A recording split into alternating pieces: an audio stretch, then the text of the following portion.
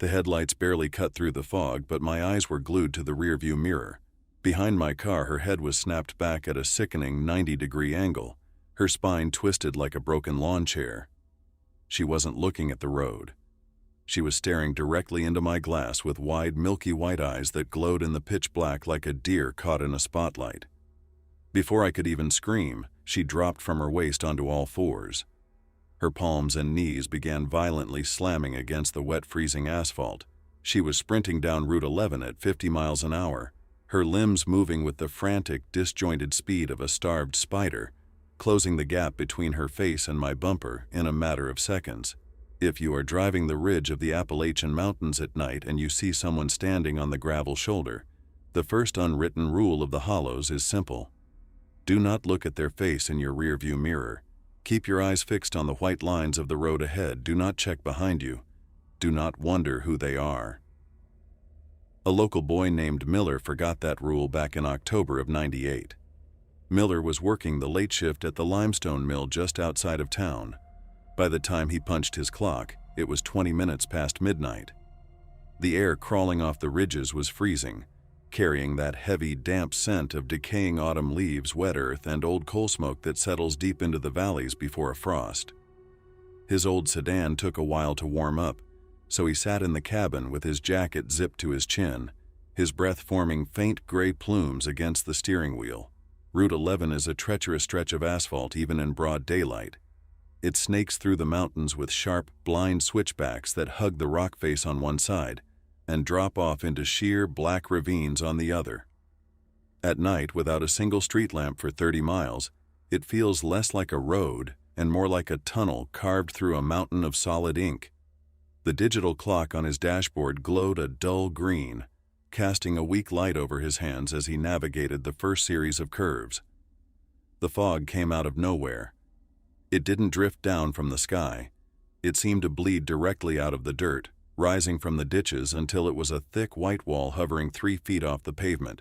Miller slowed his speed, his tires making a wet, sticky sound against the cold asphalt. The wipers kept time. The only other sound was the faint click of the dashboard plastic expanding in the heat. Just past the old abandoned quarry where the road straightens out for less than a quarter of a mile, his high beams hit something yellow. It was a woman. She was standing perfectly still on the narrow gravel shoulder, right where the weeds met the mountain rock. She wore a faded, oversized yellow knit sweater that looked soaked through with heavy mountain dew, the hem of it dripping water onto her bare ankles. Her arms hung completely limp at her sides like 2 dead weights. Her head was bowed low, her long dark hair matted to her forehead and face by the dampness of the night. Miller's immediate human instinct was to brake. In these small mountain communities, you don't just leave a woman standing in the freezing fog in the middle of the night. But as his foot hovered over the brake pedal, a cold spike of unease hit the back of his neck. The sheer physics of her presence felt wrong. As his sedan rolled past her at 15 miles an hour, she didn't flinch. She didn't turn her head toward his headlights. She didn't raise a hand to shield her eyes or wave him down. She just stood there, a static monument of yellow cloth and wet hair in the middle of nowhere. He didn't stop. He let the car roll past, the gravel crinkling beneath his tires. But the human brain demands closure. It cannot handle an unanswered question in the dark. As the yellow sweater disappeared from his side window, Miller's eyes rose.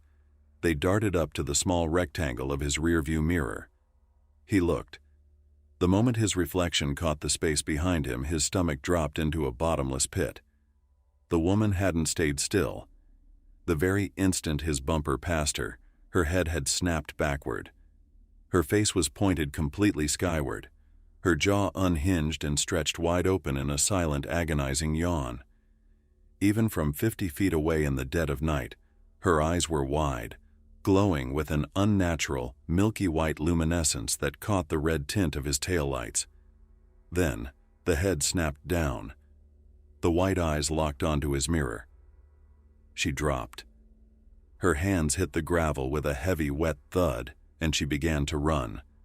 Her spine curved like a predator, her long legs and arms throwing her forward in massive, unnatural leaps.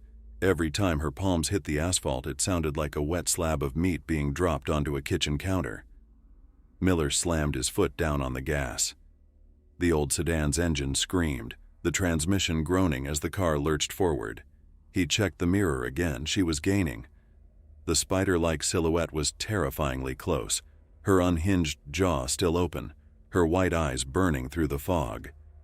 The smell of burning rubber and hot oil filled the car cabin as Miller threw the steering wheel to the left, forcing the car into a dangerous, blind slide around a sharp rock face. The tires squealed, the chassis leaning so hard, he felt the right wheels lift off the ground for a fraction of a second.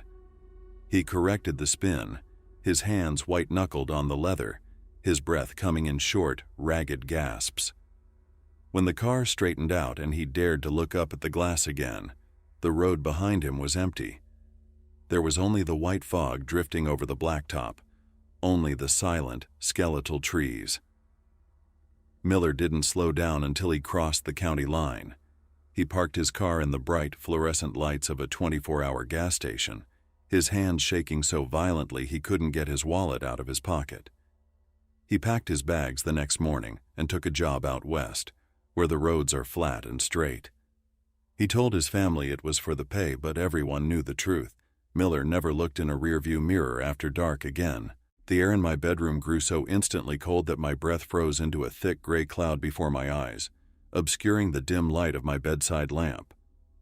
Right outside the glass, less than 2 inches from my head, long, calcified fingernails were dragging slowly up and down the wooden siding of the cabin.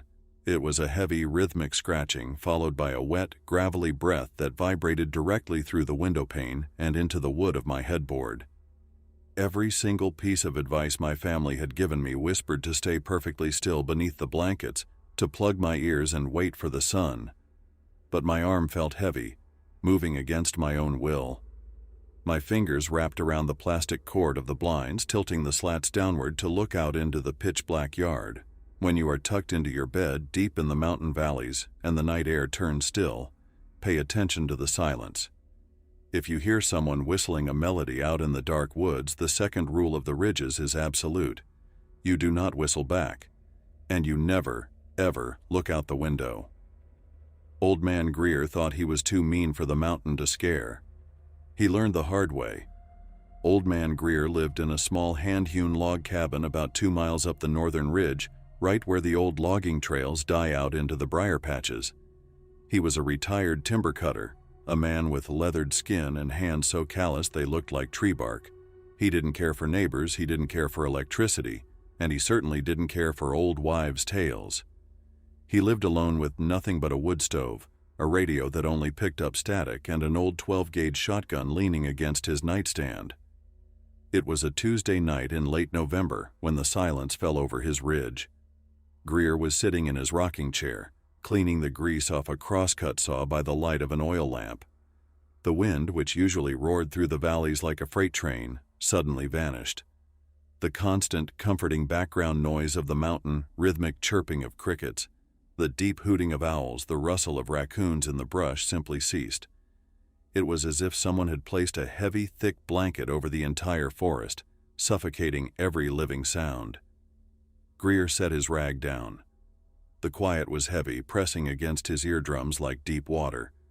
Then, from the bottom of the dark hollow behind his smokehouse, a sound rose. It was a whistle. It was a clear, high-pitched, melodic tune, playing a slow, bouncing folk melody, the kind of song an old-timer would whistle while walking down a sunny gravel road. But out here, 2 miles from the nearest living soul, in the freezing dark of November, it sounded entirely wrong. It didn't have the breathy, imperfect quality of human lips. It carried a strange, hollow echo, as if the sound were being pushed through a long metal pipe deep underground. Greer stood up, his knees cracking in the silence. He picked up his shotgun, his thumb resting on the cold steel of the safety. He listened. The whistle was moving, but it wasn't walking. It would play a note 50 yards out in the woods to the left, and then, in the literal blink of an eye, the next note of the melody would blast out from the right side of the yard, just behind the woodpile. Whatever was making the sound was covering hundreds of feet of dense, tangled brush in a fraction of a second, without making a sound until it arrived. It was circling the cabin, drawing a tight, suffocating loop around the log walls. With every rotation, it came closer. Greer stood in the center of his single-room cabin, his eyes darting from the front door to the back window. Suddenly, the whistling stopped. The silence rushed back into the room, louder than before. A single, heavy boot print sound pressed into the dead leaves right outside his bedroom window. Then came the cold. The heat from the wood stove seemed to vanish in an instant, the ambient temperature dropping 30 degrees in a matter of seconds. Greer watched his own breath pour from his mouth in thick white clouds. Long, hard claws began to drag up and down the rough pine siding outside. It was a slow, deliberate sound, the sound of something testing the strength of the wood. A wet, heavy panting followed, a deep, low rattling in a throat that sounded like it was filled with liquid. Greer was a proud man, a man who had fought wolves and men alike in those woods. He didn't like being hunted in his own home. He ignored the rules his grandfather had whispered to him 50 years ago. He took 3 long steps toward the window, his heavy boots thudding against the floorboards.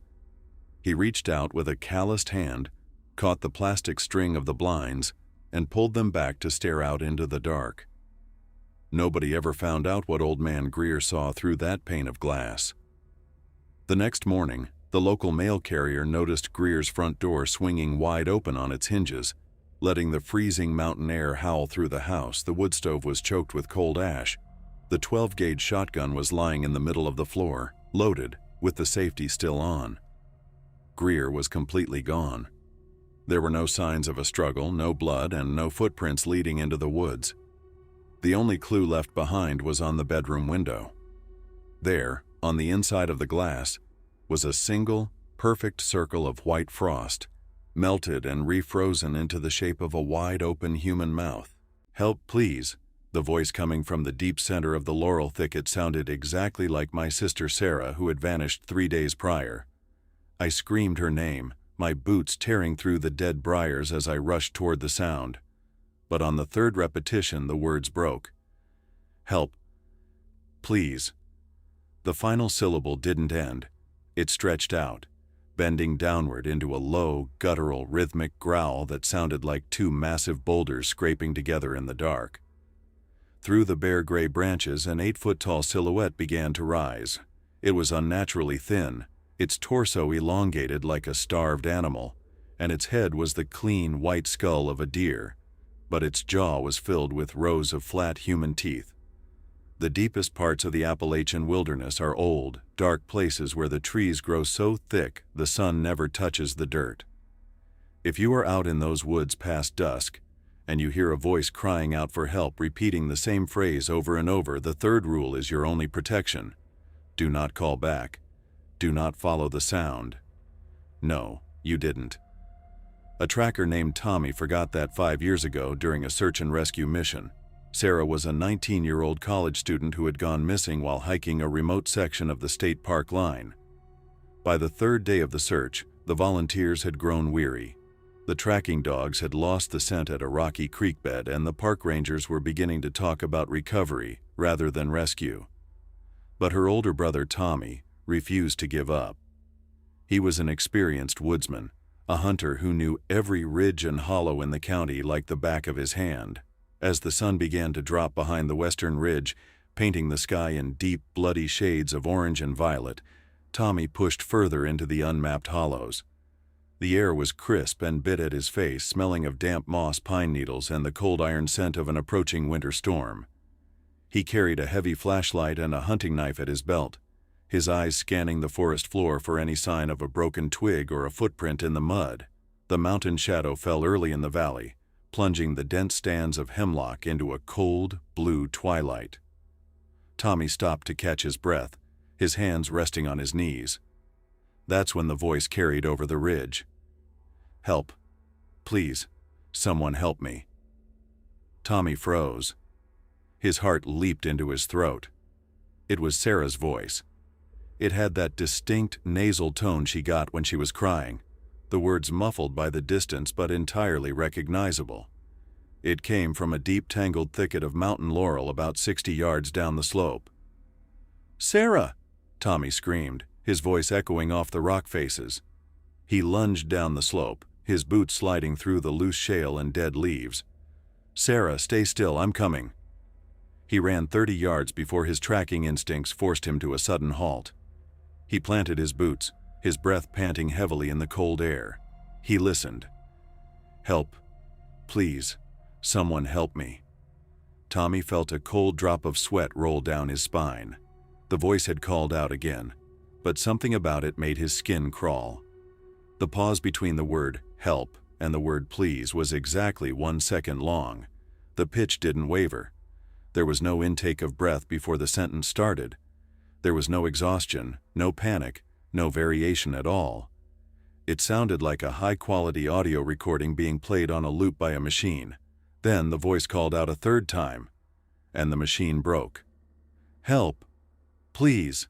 The final word didn't stop. The me sound stretched out for 5 agonizing seconds, the human tone dissolving into a low, heavy concrete growl that vibrated through the soles of Tommy's boots.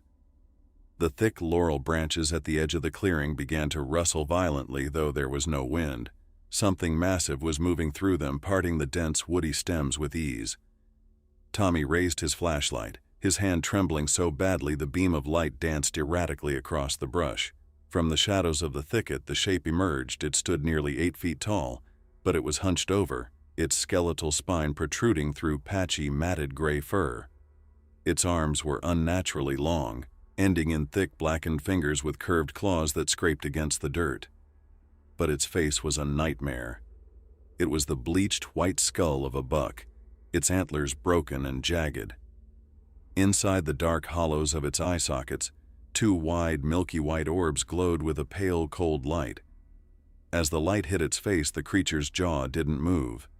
Its mouth stayed closed, its human-like teeth locked together. But the voice of Sarah poured directly out of its hollow chest, louder and clearer than before. "Help, please, someone help me." Tommy didn't scream.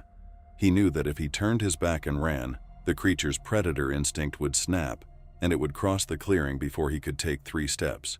Slowly, methodically, he began to step backward. He kept his flashlight beam fixed directly on those glowing white eyes, his boots lifting carefully over the rocks and logs behind him. The creature watched him. It didn't advance, but it tilted its head to the side, its antlers clicking against a tree branch. It mimicked the voice one last time, the tone shifting from Sarah's voice into an exact replica of Tommy's own voice from just moments before. "Sarah, stay still, I'm coming."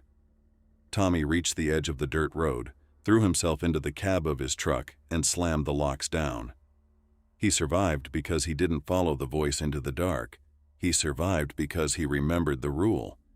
If you answer it, if you walk into that thicket, it takes your voice, and it uses it to hunt the next person who wanders into the ridges.